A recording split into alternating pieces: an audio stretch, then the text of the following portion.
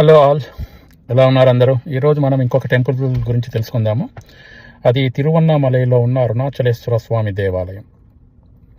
భారతదేశంలో అత్యంత పవిత్రమైన శైవ క్షేత్రాలలో ఒకటి. ఇది తమిళనాడు రాష్ట్రంలో ఉంది. ఈ గుడి గురించి కథలు, విశిష్టతలు చాలా గొప్పగా ఉంటాయి. ఒక్కొక్కటిగా చెప్పుకుందాం. ముందు ఛానల్ని సబ్స్క్రైబ్ చేసుకోండి. గుడి విశిష్టత: ఇది పంచభూత లింగాలలో అగ్నిలింగం, అగ్నితత్వంకి ప్రతీక. ఇక్కడి శివుడి అరుణాచలేశ్వరుడు, అమ్మవారు అపితకుచలంబల్గా పిలువబడుతుంది. ఈ గుడి చుట్టూ ఉన్న కొండనే అరుణాచల కొండ అంటారు. ఈ కొండే శివుని స్వరూపంగా భావిస్తారు. ప్రతి సంవత్సరం కార్తీక మాసంలో దీపోత్సవం చేస్తారు. కార్తీక దీపం చాలా గొప్పగా జరుపుతారు. ఆ రోజు కొండపై పెద్ద దీపం, మహాజ్యోతి వెలిగిస్తారు. అది శివుని అగ్ని రూపాన్ని సూచిస్తుంది. లక్షలాది భక్తులు ఈ దీపాన్ని దర్శించడానికి అరుణాచలానికి వస్తారు. అరుణాచల కొండ సుమారు 14 కిలోమీటర్ల చదరపు కిలోమీటర్ల దూరంలో ఉంటుంది. భక్తులు ఈ మార్గాన్ని నడుచుకుంటూ ప్రదక్షిణ చేస్తారు. పౌర్ణమి రోజున చేస్తే ప్రత్యేక ఫలితం వస్తుందనేది భక్తుల నమ్మకం.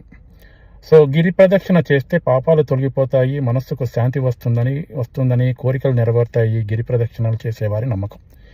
ఈ గుడి చాలా పెద్దది. దక్షిణ భారతదేశంలో అత్యంత పెద్ద శివాలయాలలో ఒకటి.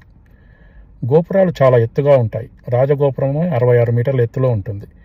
ఇక్కడి వాతావరణం చాలా ఆధ్యాత్మికంగా ఉంటుంది. ప్రసిద్ధ ఋషి రమణ మహర్షి అరుణాచల కొండను శివుని స్వరూపంగా భావించి ఇక్కడే జీవించారు. ఆయన ఆశ్రమం కూడా ఇక్కడే ఉంది.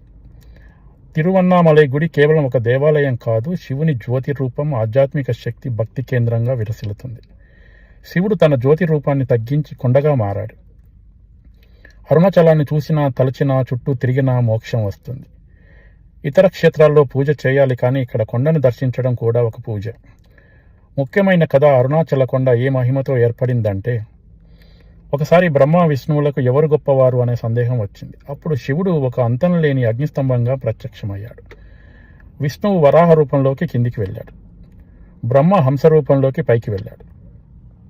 కానీ ఎవరికీ ఆ అగ్నిస్తంభం ఆది అంతాలు కనిపించట్లేదు. దీనివల్ల వారు వాళ్ళ అజ్ఞానానికి అర్థం తెలుసుకుని శివుని పరమాత్మగా అంగీకరించారు. ఆ అగ్నిస్తంభమే తర్వాత అరుణాచల కొండగా మారిందనేది భక్తుల నమ్మకం. శివుడి వాహనం నంది కూడా ఇక్కడ రోజు గిరి ప్రదక్షిణ చేస్తుందని నానుడి.